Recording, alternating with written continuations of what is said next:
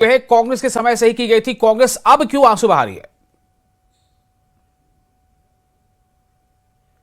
Kapil ji. Special intensive revision से जी। किसी को कोई परेशानी नहीं है अगर कोई गलत वोटर अगर कटते हैं और गलत वोटर कटने चाहिए, लेकिन पारदर्शिता कहां है? इलेक्शन कमीशन ऑफ इंडिया को जब मनोनीत किया जाता था तो उसमें 3 मेंबरी कमेटी होती थी। चीफ जस्टिस सुप्रीम कोर्ट होते थे, प्राइम मिनिस्टर होते थे, लीडर ऑफ अपोजिशन होते थे। तो उसमें अमेंडमेंट करके आपने एक जो अहम मेंबर थे चीफ जस्टिस सुप्रीम कोर्ट, उनको हटा के आपने कैबिनेट मंत्री को उसमें मेंबर में बना के और उसके बाद इलेक्शन कमीशन ऑफ इंडिया को आप मनोनीत करते हैं और इलेक्शन कमीशन ऑफ इंडिया सरकार के इशारों के ऊपर काम करता है, तो पारदर्शिता नहीं रहती। और बड़ा दुर्भाग्यपूर्ण है कि यार इलेक्शन कमीशन ऑफ इंडिया के ऊपर इंपीचमेंट प्रोसेस चल रहा है और इलेक्शन कमीशन ऑफ इंडिया कुछ प्रदेशों में इलेक्शन अनाउंस कर रहा है। और शक कहां से शुरू होता है? जी, जब एक ब्राजीलियन मॉडल की फोटो 20 जगह प्रिंट होती है और एक ही नेम और एक ही एड्रेस से प्रिंट होती है, एक ही घर के एड्रेस के ऊपर 500 वोट जब पाए जाते हैं, और उसके बाद जब हरियाणा में आप एक प्रैक्टिकल करते हैं, फिर आप उसको महाराष्ट्र में उसका एक मॉडल आप देश को बताते हैं, और बिहार में आपने जो किया मनमाने तरीके से वो किया। आज बंगाल में 50 लाख वोटर इनडिसाइसिव है और जिनका भविष्य जो है वो अदर में है और किसी को पता नहीं उनके साथ क्या होने वाला है, और बंगाल में आपने इलेक्शन को अनाउंस कर दिया। और जम्मू कश्मीर की जनता तो आगे ही भेदभाव से त्रस्त है, भेदभाव का शिकार है, क्योंकि जब आपने डिलिमिटेशन कमीशन लागू किया, यहां पे जब परिसीमन किया, डिलिमिटेशन किया, तो आपने एक कॉन्स्टिट्यूंसी का पैर दूसरी कॉन्स्टिट्यूंसी के सिर के साथ जोड़ दिया। और सबसे बड़ी एग्जांपल है जो लोकसभा की सीट आपने क्रिएट की, वो पुंछ, राजौरी और अनंतनाग को आपने जोड़ा। और आज आप एसआईआर ला रहे हैं, special intensive revision Jammu Kashmir में ला रहे हैं। शक की निगाह से तो देखा जाएगा, पारदर्शिता तो कोई है नहीं आज की डेट में, आज की तारीख में इलेक्शन कमीशन ऑफ इंडिया के पास। लेकिन मैं फिर यह दोहराऊंगा कि यह कोई नहीं चाहता कि गलत वोटर जो हैं वो अनलिस्टेड रहे, लेकिन हां, जो जायज वोटर है, जो लीगल वोटर है, वो कहीं नहीं ये इलेक्शन कमीशन ऑफ चार्टर में लिखा है कि वो कटने चाहिए। ठीक है।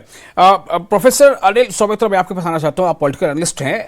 हर जगह लगभग जहां जहां एसआईआर ने अपने पैर रखे, वहां वहां पर कई तरह की शिकायतें सुनने को मिली।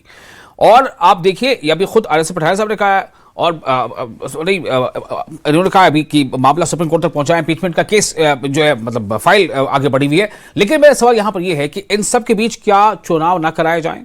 क्या चुनाव रोक दिए जाएं जिन राज्यों में समय आ चुका है? और चुनाव अगर कराए जाने तो उनसे पहले क्या वोटर लिस्ट जो है उसकी समीक्षा ना हो? सवाल क्यों उठ रहे हैं इतने इस पर? कि सवाल तो उठना लाजिमी है, सवाल उठना भी चाहिए। लोकतंत्र की यही खूबसूरती है कि विपक्षी पार्टियां सरकार की पार्टियों के ऊपर जो सवाल है सवाल उठाती हैं, सरकार उसका जवाब देती है। तो इसमें कहीं कोई गुरेज नहीं है, किसी को भी होना भी नहीं चाहिए। लेकिन ये जो पूरा चुनाव का प्रोसेस है वो तय, सारी चीजें तय है और संवैधानिक रूप से होती हैं। संवैधानिक संस्थाएं उस प्रक्रिया को पूरा करती हैं, और राजनीतिक दलों से अपेक्षा ये होती है कि उसमें वो मददगार हो, सहयोगी हो, क्योंकि सरकार निर्वाचन आयोग बनाने की प्रक्रिया पूरी करती है। निर्वाचन आयोग की सरकार नहीं होती है, सरकार तो राजनीतिक दल के माध्यम से होता है। उनको चुनाव में उम्मीदवार वही खड़े करते हैं। अभी आपने सुना कपिल जी को, जो कांग्रेस के प्रवक्ता है, वो तो कह रहे हैं कि इसकी पारदर्शिता पर ही प्रश्न लग गया। जब 3 सदस्यीय जो कमेटी थी, उस 3 सदस्य में तीसरा सदस्य सुप्रीम कोर्ट का चीफ जस्टिस हुआ करता था, उसे वहां से अब वो नहीं है उसका हिस्सा। फिर वही समिति जो है वो आगे तमाम चीजों को तय करेगी। अगर उसका हिस्सा नहीं है तो इनकी कपिल सिंह जी के शिकायत अगर कहीं होगी तो कहां शिकायत करेंगे? मीडिया के लोगों से करने से कोई फायदा नहीं है। ये सुप्रीम कोर्ट से लेके न्यायालय की पूरी व्यवस्था है जहां पर इसकी शिकायत होती है।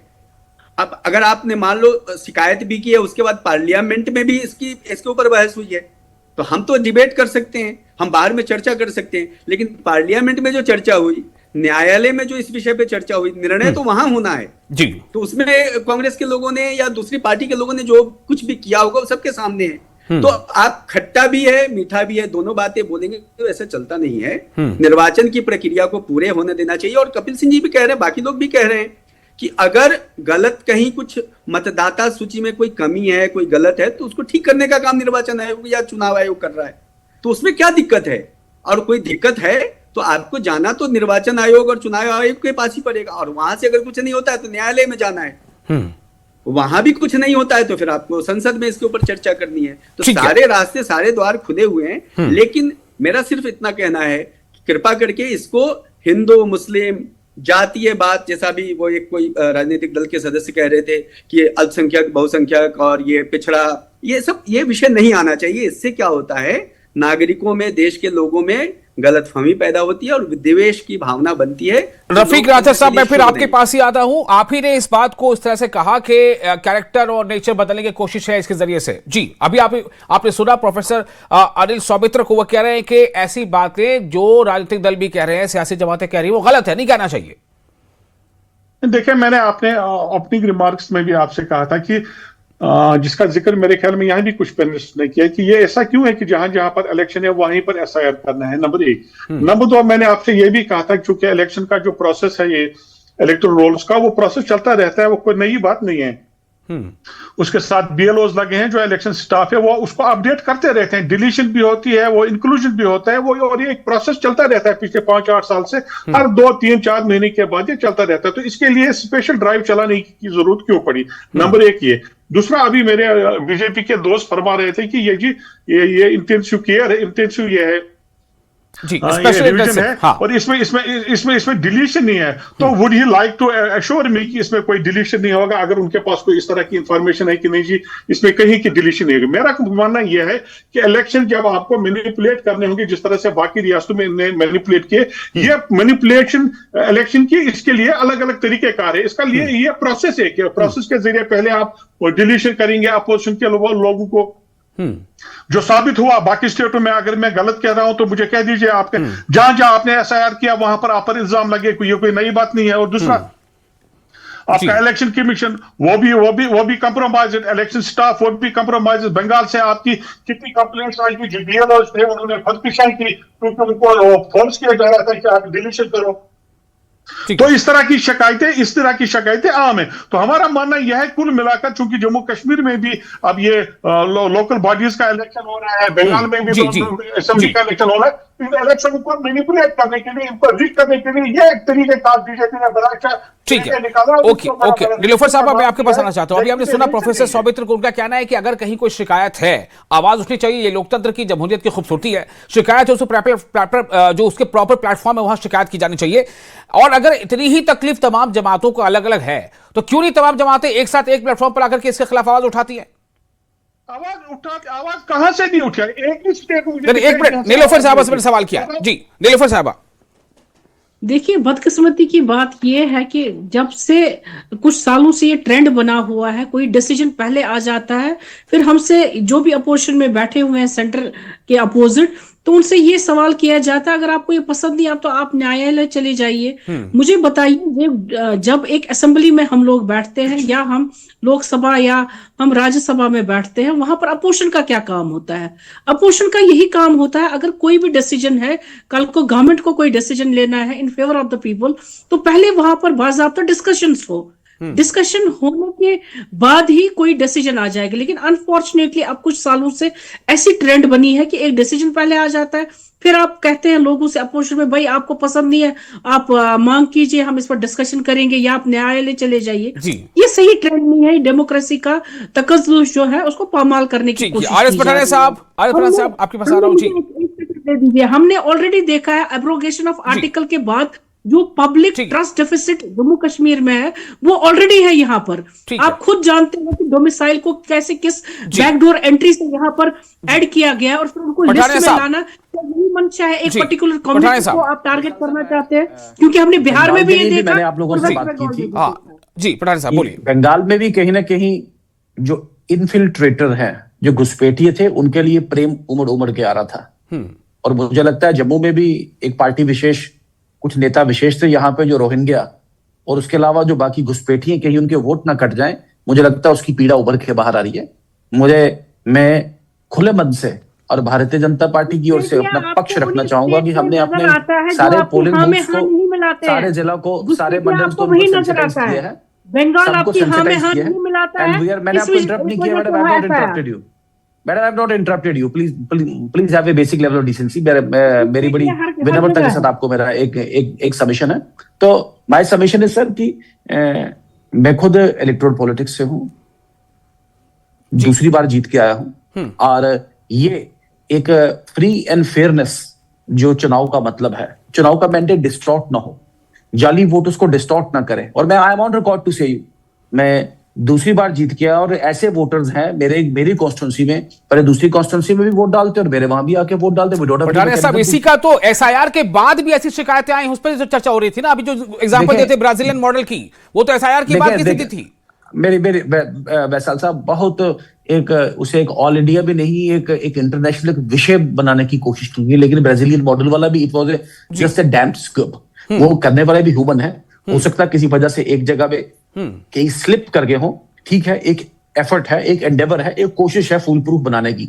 फुल प्रूफ कभी कोई सिस्टम रहता नहीं, लेकिन 20-20 जगह पे ब्राजीलियन 20-20 जगह पे स्लिप हो सकता है। मुझे बताइए, एक ब्राजीलियन मॉडल के नाम पे क्या पूरी प्रोसेस को आप रिजेक्ट कर देंगे क्या? बात वो नहीं होती है, चावल के दाने के लिए 2-4 दाने निकाले जाते, बताया था चावल की बोरी अच्छी है कि नहीं है। रिप्रेजेंटेशन ऑफ सवाल ये है कि अगर एक भी कहीं से सवाल आया तो उस पे जस्टिफिकेशन, उस पे क्लैरिफिकेशन आनी चाहिए साहब। एनफोर्स करने की कोशिश की जा रही है, तो वेयर इज द प्रॉब्लम? जी, हम क्लैरिफिकेशन होनी चाहिए ना। हमारा पूरा सिस्टम मशीनरी इनके साथ, सरकार के साथ है, और इलेक्शन कमीशन के साथ हम पूरा कोऑपरेट कर लेंगे। सरकार नेशनल कॉन्फ्रेंस की, ये लोग इनके सरकार एडमिनिस्ट्रेटिव कंट्रोल इनके पास हम लोगों का। मैं फिर एक्सप्लेन कर दूं sir, one more part. Election commission चाहे इंडिपेंडेंट है, लेकिन जितना भी इलेक्शन मशीनरी है, चाहे वो मुलाजम है, चाहे वो बीएलओ है, चाहे वो बीएलए, उनका एडमिनिस्ट्रेटिव कंट्रोल नेशनल कॉन्फ्रेंस और कांग्रेस के पास है, जिनकी सरकार है जम्मू कश्मीर। लेकिन हमने कभी उस पर अपने डाउट्स कभी एक्सप्रेस नहीं किए। हम पूरी ऑनेस्टी के साथ, पूरी कमिटमेंट के साथ उनके साथ। ठीक है, ओके। मैं प्रोफेसर सौमित्रा, मैं आपके पास आना चाहता हूं एक सिर्फ इस बात के लिए कि विपक्ष जो जिनकी आवाज उठा रहा है, वो अवाम या जनता, उनको एक संतुष्टि मिले कि हमारे साथ फ्री एंड फेयर बर्ताव किया जा रहा है। क्या यह सुनिश्चित करना इस इलेक्शन कमीशन का या ऐसे संवैधानिक संस्थानों की जरूरत नहीं, आवश्यकता नहीं है? देखिए जी, बिल्कुल है। जवाब कौन देगा इसका? जवाब तो पठानिया साहब भी नहीं दे सकते। मैं आया मैं इट्स एन ओपन, पठानिया साहब को देना भी नहीं चाहिए, कोई नहीं दे सकता। राजनीतिक दल का कोई प्रतिनिधि इस सवाल का जवाब नहीं देगा, इवन सरकार का भी कोई प्रतिनिधि नहीं देगा। इस सवाल का जवाब देने का हकदार सिर्फ और सिर्फ चुनाव आयोग का प्रतिनिधि होगा, उसके अधिकारी होंगे, उसके सदस्य होंगे। तो किसी को भी, चाहे किसी भी दल के नेता को, सिंह साहब हैं या रफीक जी हैं या स्पोक्स पर्सन एनसी की हैं, उनको अगर पूछना है तो ये निर्वाचन आयोग या चुनाव आयोग के जो अधिकारी हैं उनको ही पूछना पड़ेगा, वही जवाब दे सकते हैं। इसमें कोई भी व्यक्ति जवाब नहीं दे सकता। ठीक है, तो मुझे लगता है कि अगर कोई कमी, चाहे वो कोई ब्राजीलियन मॉडल है या कोई सा रशियन मॉडल है, कुछ भी होगा जी, वो उसके बारे में अगर कोई कमी रह गई है या कुछ गलती हो गई, कुछ चूक हो गई, तो उसका जवाब न तो पठानिया साहब दे सकते हैं, न मैं दे सकता हूं, न सरकार का कोई प्रतिनिधि। लेकिन सवाल तो ये बड़ा हो जाता है ना, जब आप स्पेशल इंटेंसिव रिवीजन की बात करते हैं, तो स्पेशल इंटेंसिव इतने एडजेक्टिव जोड़ने के बाद भी अगर गलतियां सामने आएंगी, सवाल उठेंगे ना मन में,